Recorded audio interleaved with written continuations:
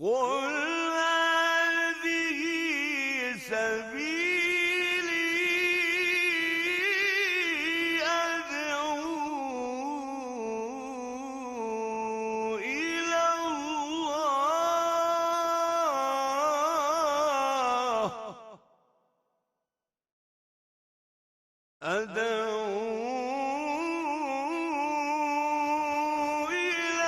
الله على بصيرة أنا ومن اتبعني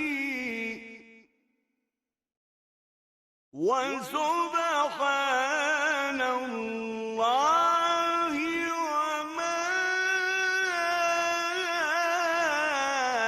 أنا من المشركين. بسم الله الرحمن الرحيم. إن الحمد لله نحمده ونستعينه ونستهديه ونستغفره ونعوذ بالله من شرور أنفسنا ومن سيئات أعمالنا. من يهده الله فلا مضل له ومن يضلل فلا هادي له، وأشهد أن لا إله إلا الله وحده لا شريك له، وأشهد أن محمدا عبده ورسوله صلى الله عليه وعلى آله وأصحابه وسلم تسليما كثيرا. أما بعد.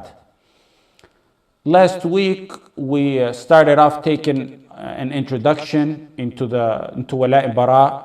Then we took a statement of Abu al-Wafa ibn Aqil on knowing the status of the Ummah through Wala' al-Bara'. Then we took a brief way of replying to those who shed in their Aqidah, and then they claim they're like a Shafi'i rahimahullah.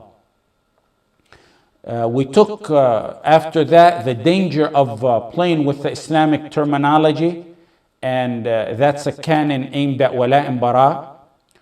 Then we stopped off at the categories of Wala' al-Bara'. I gave you a simple way to understand the main categories of Wala' al-Bara'. We said that there's the first one, which is at-tawalli. At-tawalli is the kufr category of Wala' al-Bara'. The one that if one does it, it takes him out of the folds of Islam. Wal-'iyadhu billah. And this is what's meant in the verse, وَمَنْ يَتَوَلَّهُمْ فَمِنْكُمْ فَإِنَّهُ مِنْهُمْ in Surah Al-Ma'idah. If any amongst you takes them as awliya, then he is one of them.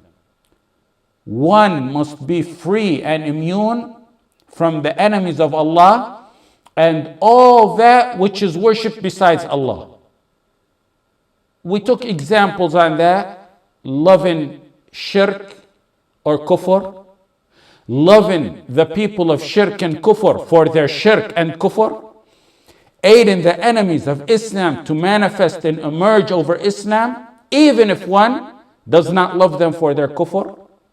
And that was the first category. The second category that we spoke about was al-muwala. This second category is the haram portion of it. Matters that indicate that they are haram as it pertains to Wala' al-Bara'. This falls short of kufr. The category that falls short of kufr. And examples of that we mentioned, I believe, was giving salam to non-Muslims. Assalamu alaikum is only for Muslims. Imitating them in some things that is special of them and that's unique of them. Greeting them in their holidays with no additional factors, because there may be additional factors that make this matter worse. But just merely greeting them is haram. Then we took the third category, which is the permissible dealings. You can call it several things. The permissible dealings, the exceptional dealings of Wala' al-Bara'. And the main proof for that, and this is where we stopped off. The main proof for that is لا ينهاكم الله عن الذين لم يقاتلوكم في الدين ولم يخرجوكم من دياركم أن تبروهم. Allah does not forbid you to deal justly and kindly with those who have not fought against you or against your religion, nor drove you out of your homes. Inna Allah yuhibbul muqsitin. Allah loves those who deal with equity. This is the main proof for this category. There's plenty of other proof, but that's the main proof. Like I said, we left off right here in the beginning of this. This is where we'll take off today, inshallah. Many try to deny Wala' and Bara' because they don't understand Wala' and Bara'. Part of wala and bara is permission to be kind and just with others. Some think that wala and bara means you have to spit on your neighbor's face every time you see them, or throw trash in their front yard every time you leave your house, or break their windows every morning. Ignorance of people cause them to deny portions of wala and bara. Especially the modernists, they deny totally the first and second category. That's not in their belief. We have wala and bara, but at the same time, we treat them the way Allah ordered us to treat them. Take for examples, with proof, da'wah to non-Muslims. We have wala and bara, yet at the same time, we convey this message to them of da'wah. There's no conflict. There's no inconsistency. Because our feelings, our emotions, our actions, every part of us is restrained by Allah who told us how to act. Having wisdom and mercy in conveying da'wah does not in any way contradict with wala and bara. And da'wah is not just preaching. Many think that da'wah is just to go and preach to them. That's one of the forms of da'wah. But being kind, so that opens the other people's hearts to da'wah, that's part of da'wah. That doesn't conflict with the heart belief of wala and bara, and the love and despise portion of wala and bara. There's many verses in the Quran that back this up. ادعو إلى سبيل ربك بالحكمة والموعظة الحسنة وجادلهم بالتي أحسن in سورة النحل ولا تجادلوا أهل الكتاب إلا بالتي أحسن in سورة العنكبوت. When Allah sent Musa to Fir'aun and he ordered him to convey the message, اذهبا إلى فرعون إنه طغى فقولا له قولا لينا لعله يتذكر أو يخشى سورة طه. In Surah Ali Imran, فبما رحمة من الله لنت لهم ولو كنت فظا غليظ القلب لانفضوا من حولك وما أرسلناك إلا رحمة للعالمين. Many verses show that the Prophet ﷺ was lenient in da'wah, or was ordered to be lenient. He was a mercy to mankind, and not even mankind. He was a mercy to mankind and even inanimate matters. He was ordered to speak to them in the best words. And even when Allah sent Musa to Fir'aun, he was ordered to speak to him kindly. Another example of this category is eaten from the slaughter of the people of the book. وَطَعَامُ الَّذِينَ أُوتُوا الْكِتَابَ حِلٌّ لَكُمْ in Surah Al-Ma'idah. That's a second example. A third example in this matter is marriage from the people of the book. وَالْمُحْصَنَاتُ مِنَ الْمُؤْمِنَاتِ وَالْمُحْصَنَاتُ مِنَ الَّذِينَ أُوتُوا الْكِتَابَ. That's also in Surah Al-Ma'idah. And I want to talk about this point in a little bit more detail towards the end of the class, inshallah. A fourth example, accepting gifts or giving gifts to show them Islam or open their hearts to Islam. This is speaking generally. However, we don't exchange gifts on their holidays and say, oh, this is to convey da'wah. And we also don't exchange gifts that are prohibited. But overall, exchanging gifts is permitted. The verse I mentioned, لا ينهاكم الله الذين لم يقاتلوكم في الدين ولم يخرجوكم من دياركم أن تبروهم وتقسطوا إليه من الله يحب المقسطين. In Surah Al-Mumtahana, the first verse we took for this category. Imam Bukhari, in his book, he has a section, a title named Bab Qabul Hadiyyat al-Mushrikeen. Bukhari, remember we talked about his sections, his chapters. He has a chapter called Accepting Gifts from Mushrikeen. And remember we mentioned that how the Bukhari titles his book is something scholars refer to. Ibn Umar narrated that his father, Umar ibn Khattab, seen a silk cloak being sold by some merchant.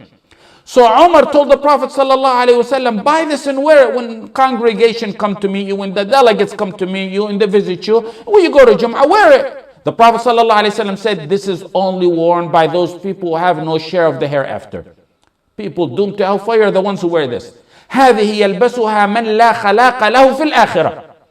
Later on, some silk cloaks were given to the Prophet Muhammad ﷺ as a gift. So he sent one to Umar radiallahu anhu. Umar said to the Prophet ﷺ, he went to the Prophet, he said, how can I wear it while you're the one who just earlier told me that it's for the people who have no share in the life after?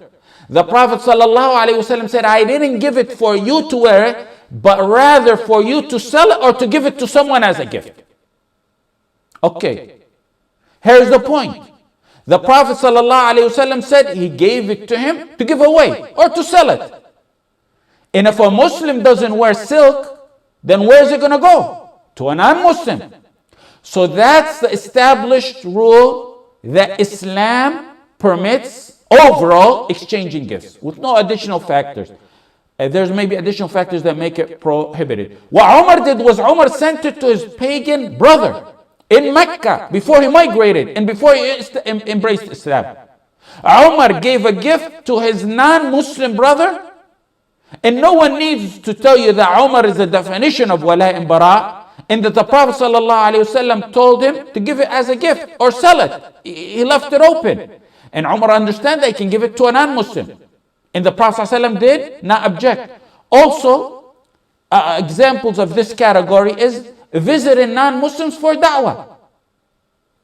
I believe this is the sixth example. You have the hadith in Sahih Muslim when the Prophet ﷺ visited a Jewish neighbor's son. He was on his deathbed. The Prophet ﷺ sat by his head and he told him, say, La ilaha illallah Muhammadur Rasulullah. The boy looked at his father and the father said, listen to Abu al-Qasim sallallahu alayhi wasallam. The Prophet sallallahu alayhi wasallam left happy, saying, Alhamdulillah, Allah rescued someone from hellfire with me. Alhamdulillah alladhi anqadhahu bi min an-nar. Alhamdulillah alladhi anqadhahu min an-nar. In two narrations.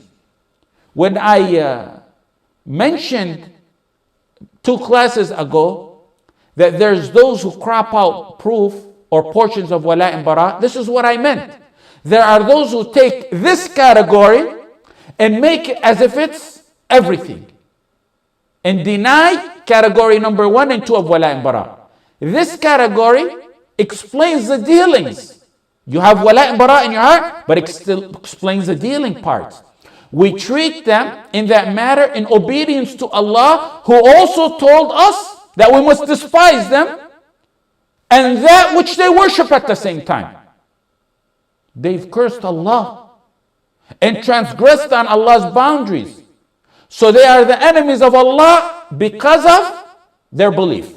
Yet at the same time, we're restrained in our dealings with them. Al-Qarrafi, in his book Al-Furuq, he mentioned and he said that non-Muslims living under Muslim rule have rights upon us because they are our neighbors and they are under our protection and custody.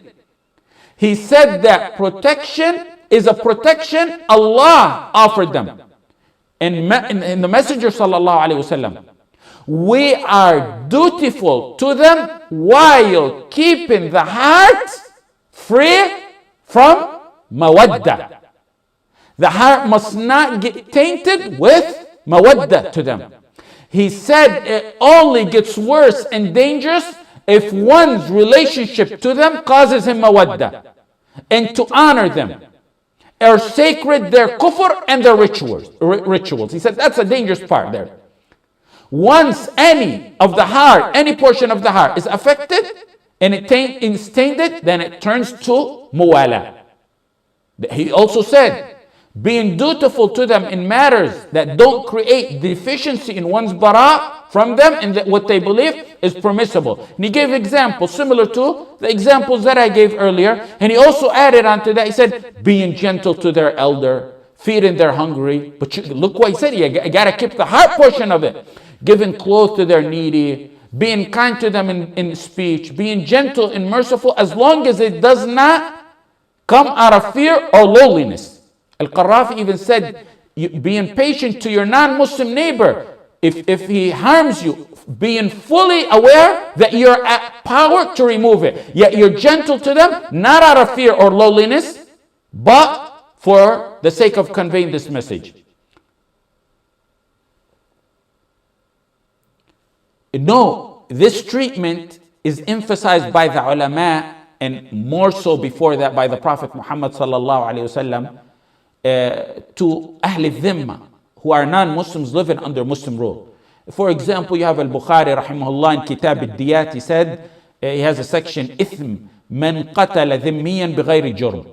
One who kills a non-Muslim who's living under Muslim rule for no reason. Why is that emphasized? He mentions the hadith Abdullah ibn Amr an Nabi sallallahu alayhi wa sallam من قتل نفسا معاهدا لم يرح رائحة الجنة وإن ريحها لا يوجد مسيرة 40 عام. Whoever kills a non-Muslim living under Muslim rule will not smell the smell of heaven, even though the smell goes the distance of 40 years. Why is it emphasized so much to non-Muslims living under Muslim rule, even though the Muslims may mingle with them elsewhere? The reason, because when they're living under Muslim rule, they're weak and they're vulnerable. Unlike when they're elsewhere, where they're strong, where they have family, they have backing, and they have support.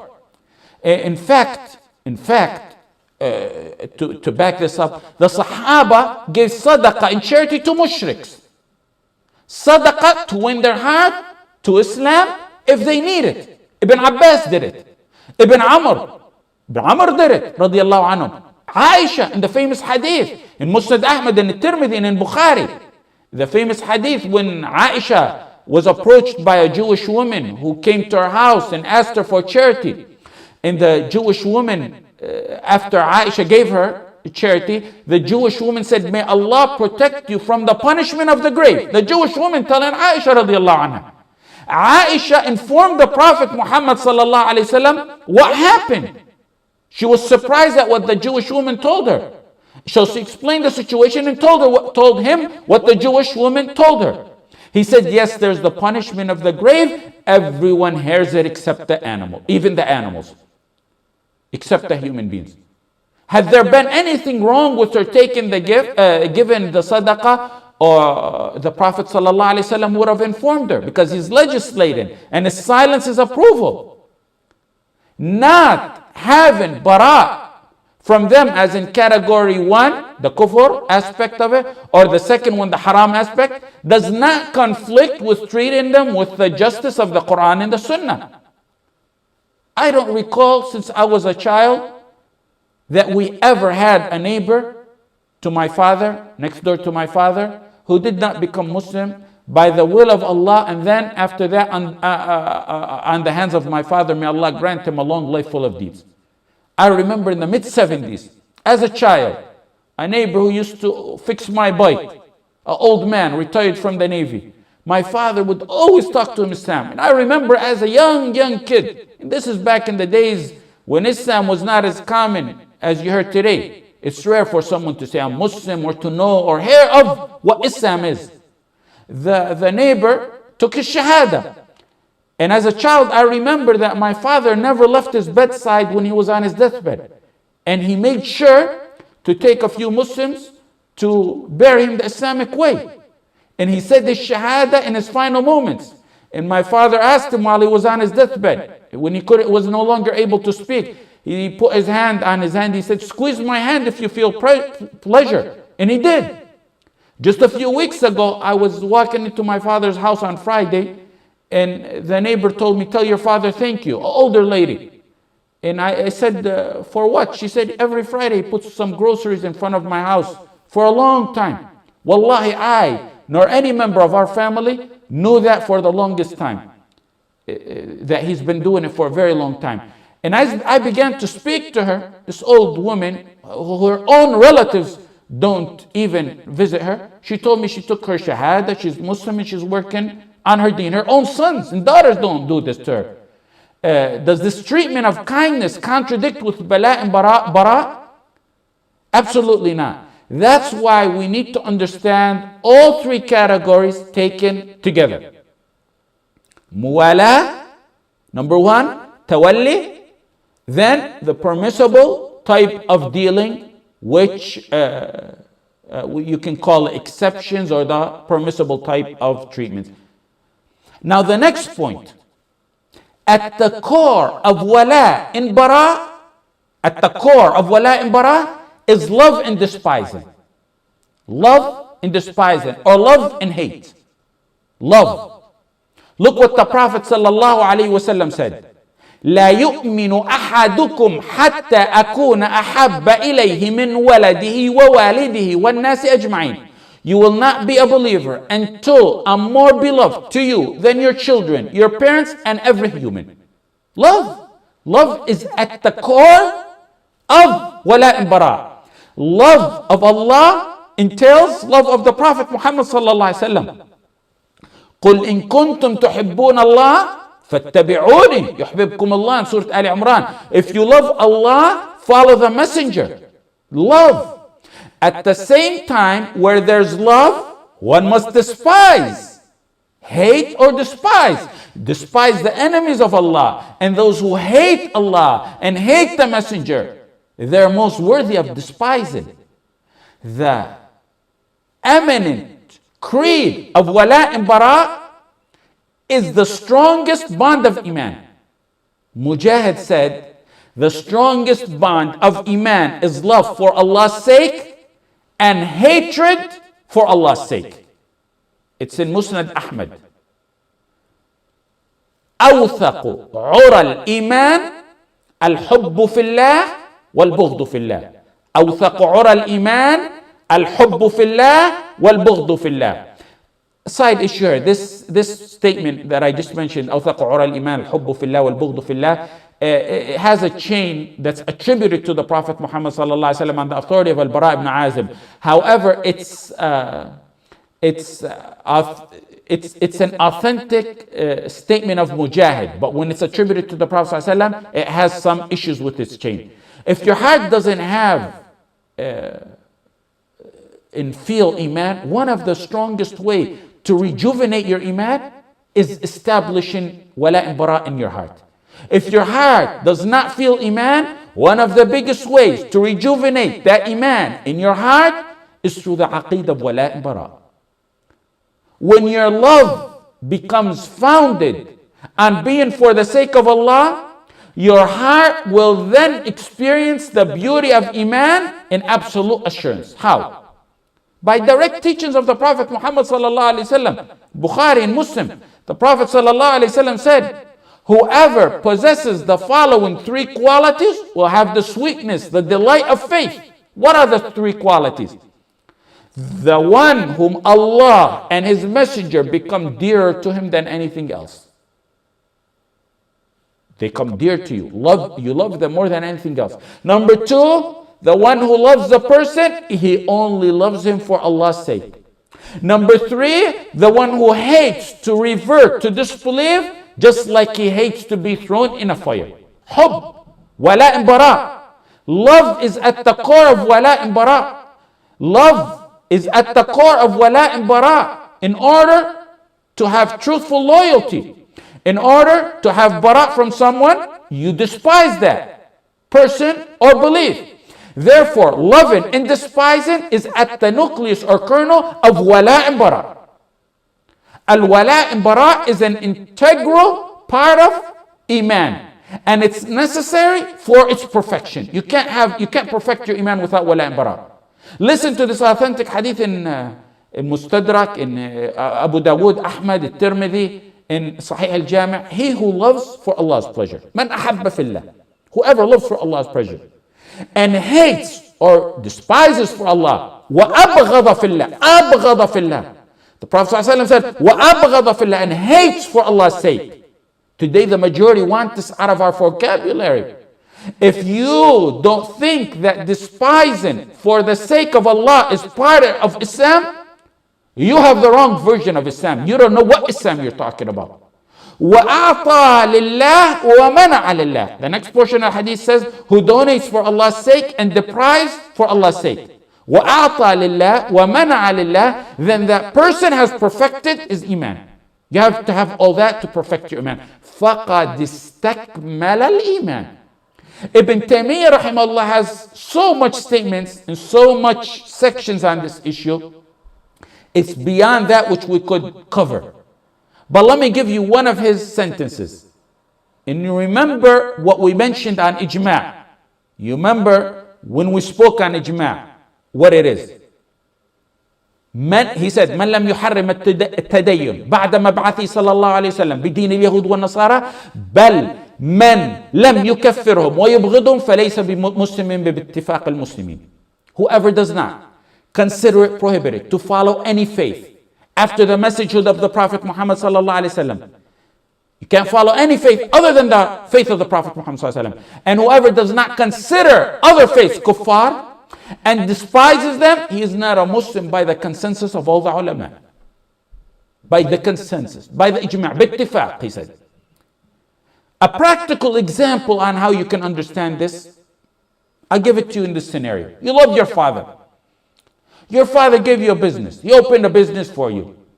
He owns one like it. He owns one, he opened one for you. You love your dad for all he did for you. Then there's this common employee or manager. He works part-time for you and part-time for your father. That employee is very, very bad to your father. He curses your father, he cheats him, disrespects him, harms him. But to you, he's very good when he works with you. And you and him get along. With your father, he's an oppressor, he's a liar, he's a scammer. But with you, he's good. Do you love him because he's good with you? And then you say, who cares? Who cares what he does with my father? Or does your love for your father entail you to despise him because he's bad with your father, even though he's good with you? The answer is not really that simple. It's only simple for those Allah blessed with guidance. If you have no loyalty to your father, you will say, I don't care about my father. If you have no loyalty to your father, you say, I don't care about my father.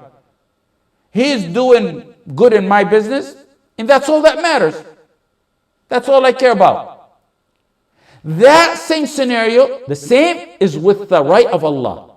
That's how you look at it. A disbeliever, even if he's good to you, that's if your loyalty is strong to Allah, even if he's good to you, he's not good with Allah.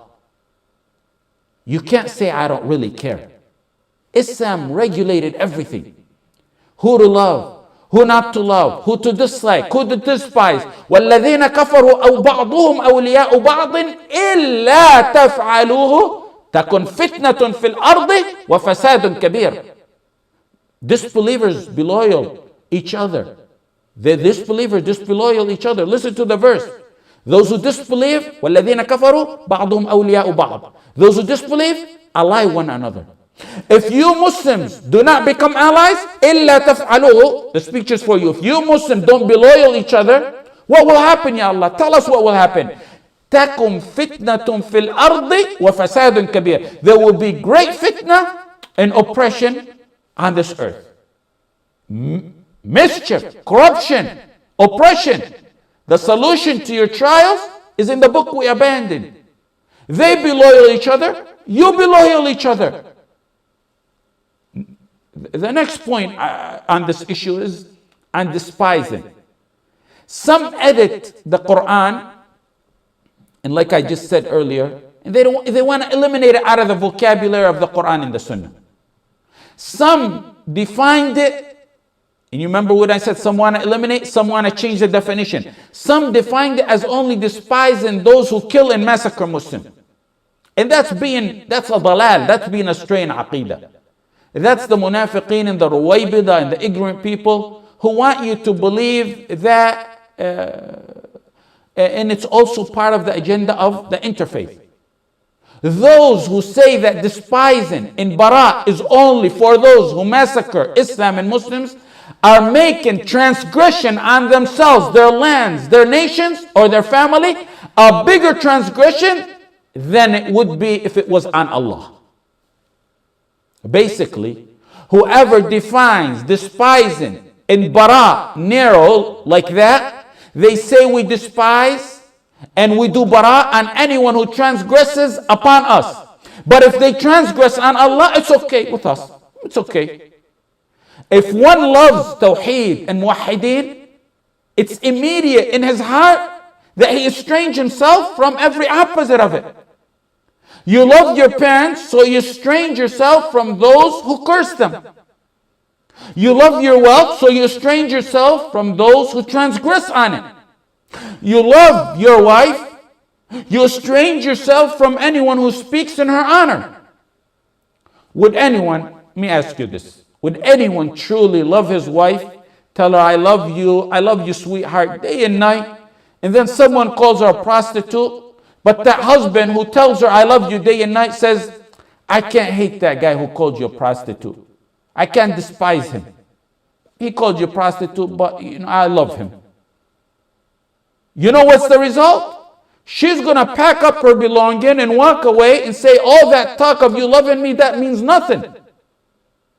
Love for your kids makes you estranged from anyone attempting to hurt them or speaks ill of them or wants to harm them.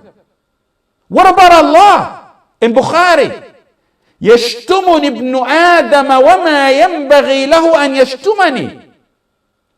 يشتمني ابن آدم وما ينبغي له أن يشتمني ويكذبني وما ينبغي له ويكذبني وما ينبغي له أما شتمه فقوله إن لي ولدا وأما تكذيبه فقوله ليس يعيدني.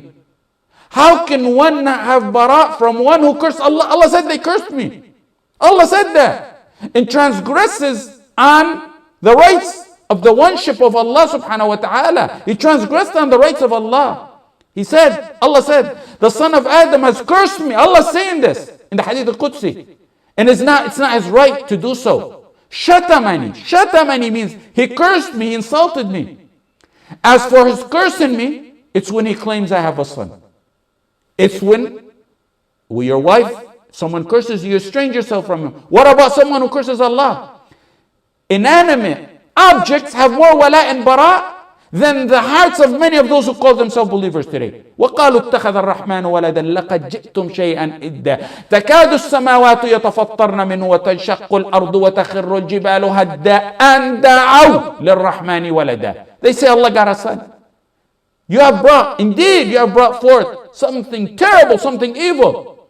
Allah said, because of those words, the heavens are almost about to be torn. And the earth is about to be split. And the mountains are about to fall in ruins. What word? What word?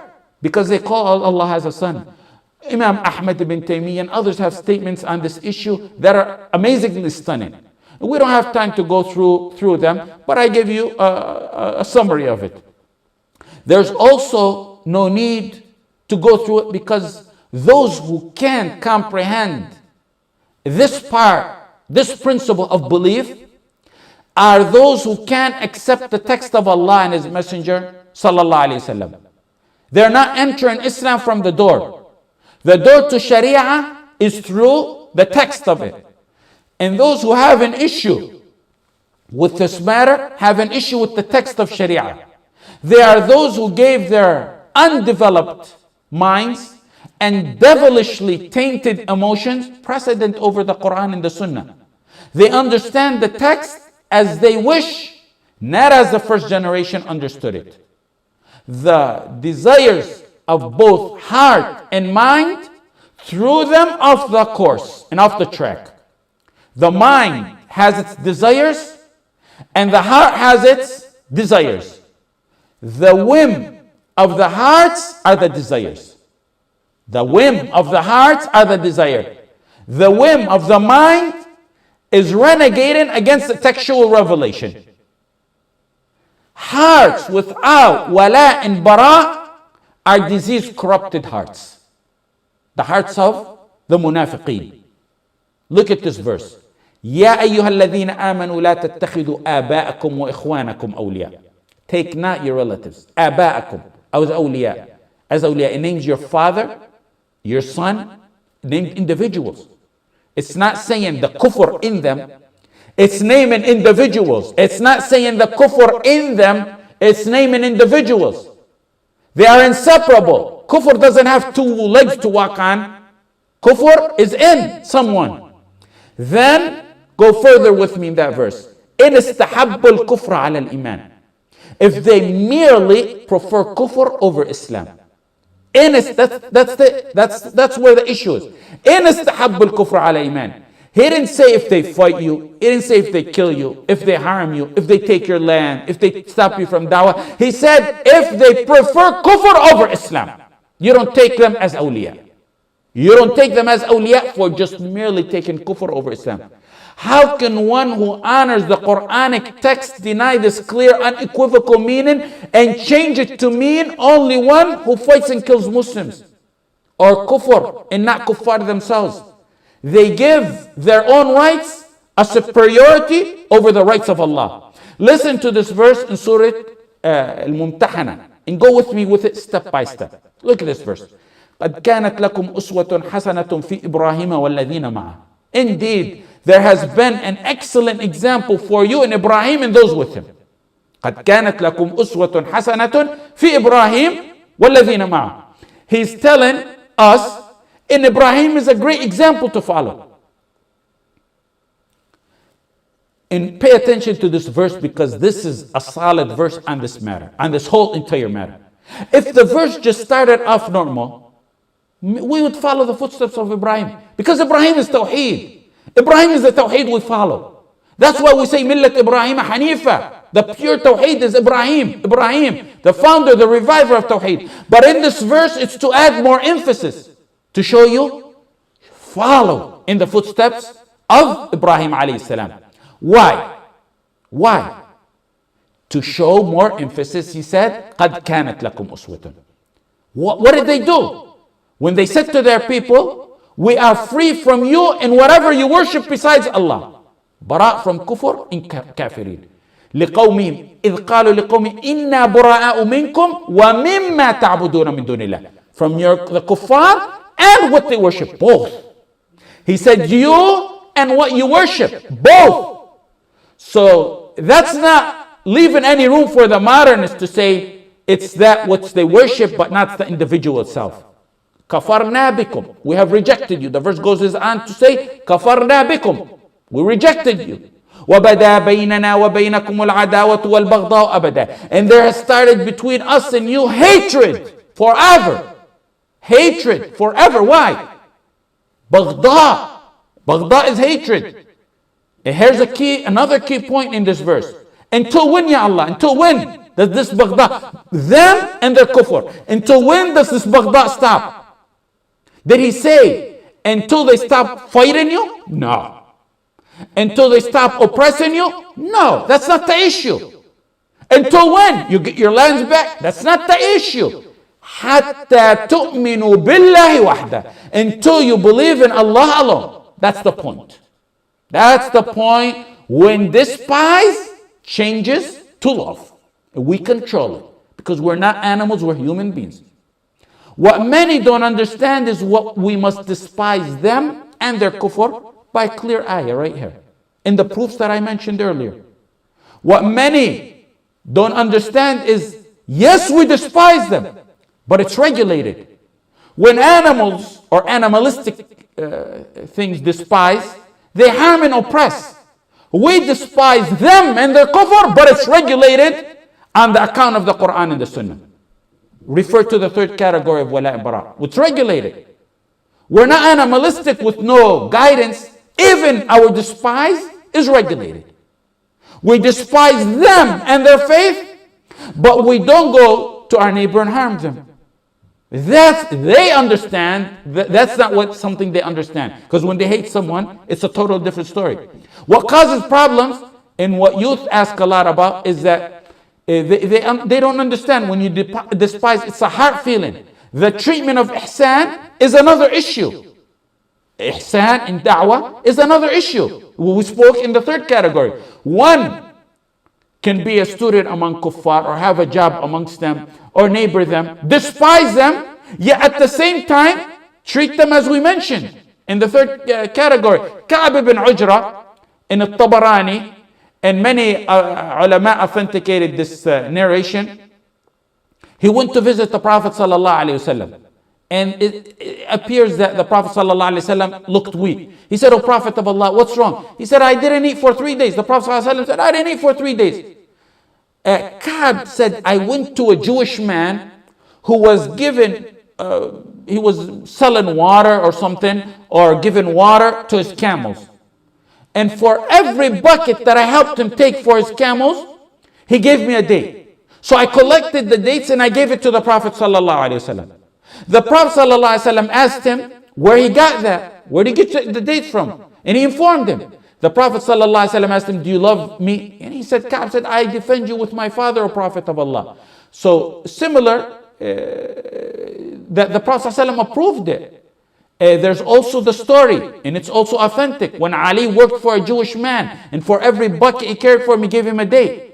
And the Prophet ﷺ was informed of that. So when the Prophet ﷺ was informed that, his silence is approval. We are this disciplined ummah in every single tiny detail of our life. Even our hate is disciplined and regulated.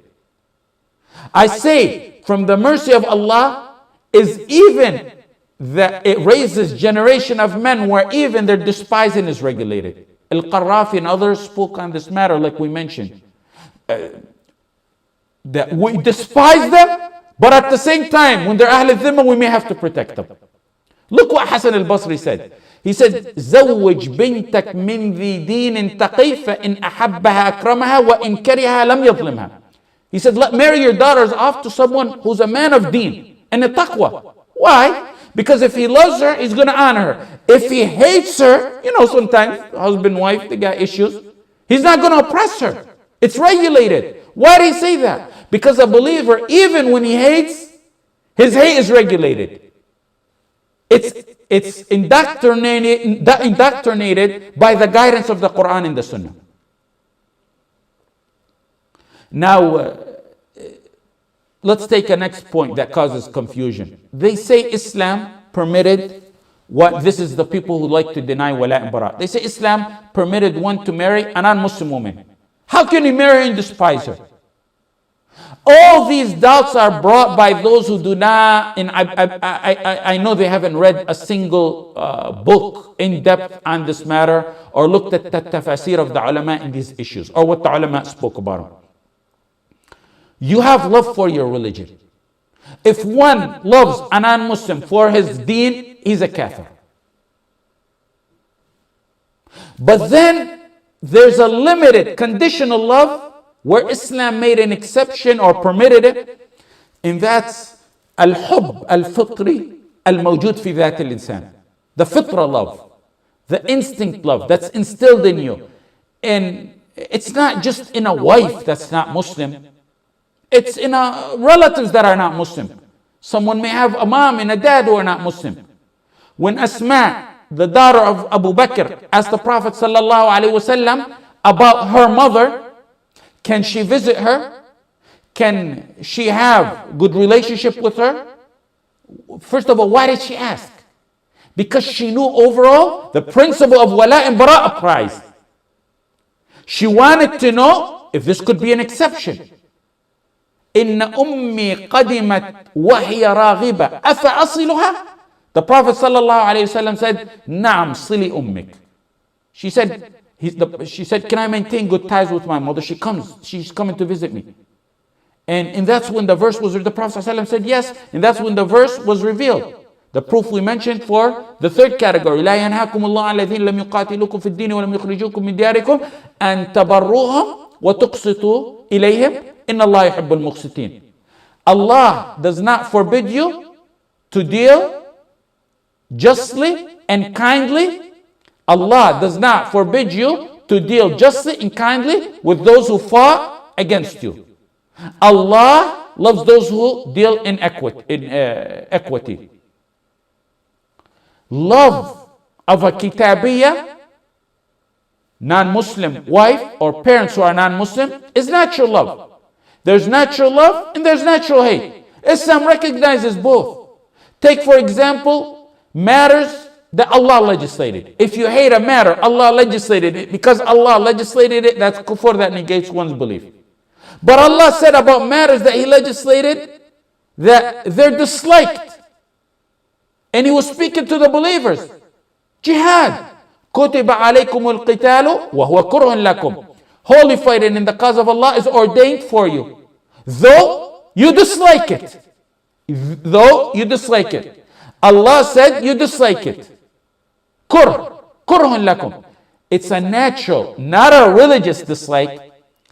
It's not the religious dislike some people claim. Had it been disliked because it was revealed from Allah, that's kufr. Al-Qurtubi said it's disliked because one leaves his family, one leaves his town, one subjects himself to wounds, loss of limbs, and death. And that's why it's disliked. Not because It's a revelation or a command from Allah. It's disliked, but they were considered believers.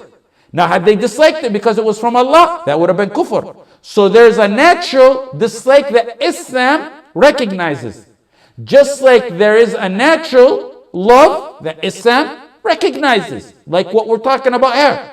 Another example that Islam recognizes natural love or dislike is what the Prophet ﷺ said about wudu. Isbaghul wudu ala al-makarih. Making wudu on the disliked parts. It may be cold, maybe one has to wake up and wash his face and wash up. That's natural dislike. Had it been disliked for wudu because it's commanded by Allah or the Prophet Muhammad ﷺ, that would have been a kufr and a negator. But there's a natural dislike. Now, that we established that Islam recognizes natural love and natural hate. A man marries a woman from the people of a book. There's going to be natural love. You're going to love your wife, even she's non-Muslim. That's natural love. There's no conflict between the natural love and the Sharia love and despise that we have. Look at the love of the Prophet ﷺ to his uncle. إِنَّكَ لَا تَهْدِي مَنْ أَحْبَبْتَ. Verily you, Muhammad, will not guide whom you like or you love. But Allah guides whom He wills. According to one opinion, pay attention, according to one opinion, that love here was for his uncle. You can't guide those who you love to guide. The love was his uncle. And that would have been the natural love. Like the love of a man for his non-Muslim wife, his parents, and relatives that are non-Muslim. I adopt the other opinion by other mufassirin who said that love in this verse is the love that Allah guides him. Other mufassirin said that. They said the meaning of the verse is إِنَّكَ لَا تَهْدِي مَنْ أَحْبَبْتَ هِدَايَتَهُ. Meaning the verse, they said, means you guide not whom you love to be guided. His love was for guidance for him, not for he himself. But even if we adopt the first opinion of the mufassirin, it would be the natural love that we're talking about here. The natural love for parents of Muslim, non-Muslim parents of some Muslim. His mom gave birth to him. His dad took care of him. There's going to be natural love. The natural love may not entail acceptance of what they do in disobedience to Allah. That part you got to hate it. He doesn't go and carry their crosses or wears it around his neck or condone or participate in any of those rituals or activities. He doesn't go to his parents for dinner and sit on a dinner table, and if they want to initiate a prayer to Jesus, to Isa alayhi salam, he sits. No, he doesn't sit. There's natural love, but he jumps up and walks away when they want to. His Sharia love and his wala to Allah is overwhelms the love for the natural love for his parents. He will walk away because he doesn't want the curse of Allah to befall on him while they're supplicating to Isa.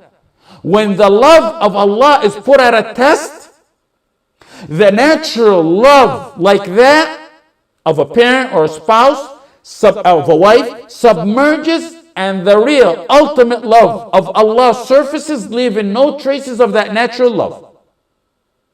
Let me conclude with this story that explains the whole issue of natural love. The head of the hypocrites in Medina, he had a son who was one of the dearest and greatest Sahaba. Both the father and the son's name was Abdullah. Abdullah ibn Ubay ibn Abi Salul. Both the father and the son's name was Abdullah.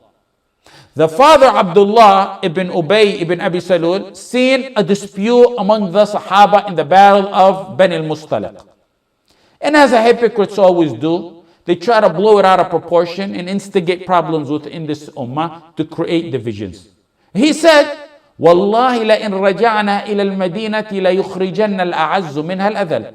Allah quoted a portion of that statement in the Quran, in Surah Al-Munafiqun. If we return to Medina, indeed the honorable, he's talking about himself, Abdullah ibn Ubay ibn Abi Salul, the honorable me, the chief of the hypocrites, who was the chief of the hypocrites, will expel the low one, Al-Adhal, the Prophet sallallahu alaihi wasallam. He called him the low one. When the Prophet was told of this, he summoned the hypocrites who gave oath after oath. They lied in their oath that they never said any of that. So the Prophet ﷺ, judging by what's apparent, let it go. He can only judge by that which is apparent. Sallallahu Alaihi Wasallam. And that's a lesson to us, to judge only by that which is apparent. He's the Prophet of Allah. His son went to the Prophet ﷺ and listen carefully. He said, O Prophet of Allah, the people of Medina will tell you there is no man more dutiful than me to his father. And if it pleases you, Ya Allah, I will bring you my father's head. The son was a great Sahabi. Ya Allah, bring you my father's head. The summit peak of wala and bara. Yet there was natural love. Wala and bara, but there was natural love.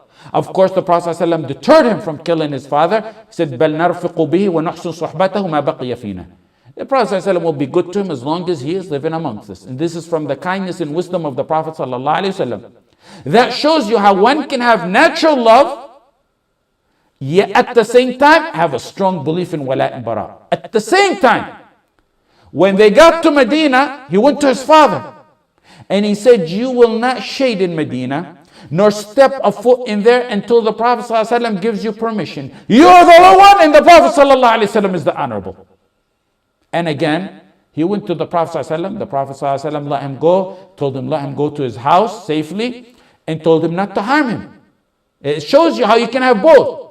In an extended narration of this, he said, فَوَاللَّهِ لَقَدْ عَلِمَتِ الْخَزْرَجُ مَا كَانَ لَهَا مِنْ رَجُلٍ أَبَرَّ بِوَالِدِهِ مِنِّي إِنِّي أَخْشَى أَن تَأْمُرَ بِهِ غَيْرِي فَيَقْتُلَهُ فَلَا تَدَعُنِي نَفْسِي أَنْ أَنظُرَ إِلَى قَاتِلِ عَبْدُ اللَّهِ بْنِ أُبَيْ يُمْسِي فِي النَّاسِ فَأَقْتُلَ مُؤْمِنًا بِكَافِرٍ فَأَدْخُلَ النَّارِ. He said, the Khazraj, wallahi, will tell you, there is not a man more dutiful to his father than me. If you are going to order someone to kill him, let it be me. I fear that I will not be able to handle seeing a killer of Abdullah. Look, I will not be able to see a killer of Abdullah bin Ubay. And then he named his father by name. He didn't say my father. I will not be able to see a killer of Abdullah bin Ubay. And I'll see that killer, and then I'll see him walking around in Medina, and I'll see that killer who's a believer. You ordered him to kill. And then I'll end up killing him out of, anger of him killing my father. So if you want anyone to kill my father, let it be me. And I don't want to kill a believer for killing my father. There's natural love. But there's the ultimate Sharia love that is part of wala and bara. Islam recognizes natural love, as we have said, but it's restrained and it's controlled. But when love of Allah is put at the test, the natural love submerges and the real ultimate love to Allah surfaces, leaving no traces for natural love. There's much more to mention on this topic. The problem is wala and bara here in this booklet is just a small part of the curriculum of this booklet. If Allah blesses me with time and the situation is better, we will take an entire course on wala and bara. From the questions I got, it's almost definite that we need to take a course on wala and bara. And we will respond through that to the deviants and what they say on this matter and the doubts they put in it. Several weeks ago, in my personal study time, I collected a hadith from that says the Prophet ﷺ deterred us to be similar to other faith. And that's part of wala and bara. Be different from this faith, be different from this faith, and do that, like the beard, like wearing your shoes when you pray, and other matters. I did in-depth in my personal time, and I compiled the hadith on that matter from Bukhari and Muslim, and from the Sunan, and the 6 books of hadith. And then in addition to those, I went to Al-Hakim and Ibn Abi Shayba and Musannaf Abdul Razzaq. I collected all the hadith that I was able to get that say be different. That's an aspect of wala and bara. And I was able to come up with between 45 to 47 hadith that tell us to be different than other faith. That's a principle of wala and bara, being different than other faith. A group of it that I found was of course in aqidah, be different from them in aqidah. A group of it was to be different from them in tradition, in adat, to protect our Islamic manners and heritage and traditions. And to be different from them in hayat, in our appearances even. So it's a principle. And when I told the brothers, both online and I told you, and many wanted us to go over it. That is a part of wala and bara, being different from other faiths. Because Like we said, wala and bara is to shield and protect our identity. That is a principle, the overall principle of being different from other faiths. You be different. And that doesn't say we can't get along, they can't live under Muslim rule, but we gotta be, for example, you can have Ahl al-Dhimma living under Muslim rule, but we have to be different. We have to protect our identity. And I spoke about the danger of not having our own identity 2 classes ago. Would we have grandkids that are going to grow up non-Muslims if we don't implement that? You be different from them. Today, I compiled over 45 hadith of being different from other faiths in matters, different manners, and some of them are different narrations of similar hadith. However, it's when the Prophet does that and says that over 45 times, and it's a principle of wala and bara. Now, the munafiqeen come to you, the people of interfaith, say, be like them. Be like them. Because what is it? When you ask them, they say one of the purposes of interfaith is to bridge the gap in belief. There's no bridge in the gap in belief. Lakum dinukum waliya din. You got your faith that I believe will land you into hellfire. I have my faith that will land me to Jannah. And I want to be distinct and I want to shield it with wala and bara so I can make sure my kids, my grandkids will grow up to be Muslim wherever they're brought up. And the reason I mentioned that is just to go over those hadith, as many asked me to go over, that's going to be several halaqat. And really, we can't afford to do that within our sharh on al-usul al-thalatha. So, bi'idhnillah ta'ala, in the future, we will have wala and bara series, if you remind me about that. And part of that would be to go over those such hadith and to refute more doubts that the munafiqeen put and cast on, and the ignorant people, because many who don't understand it tend to like to put their input in it, in a whole series by themselves. Jazakumullah khair wa sallallahu ala Sayyidina Muhammad wa ala alihi wa sahbihi wa sallam.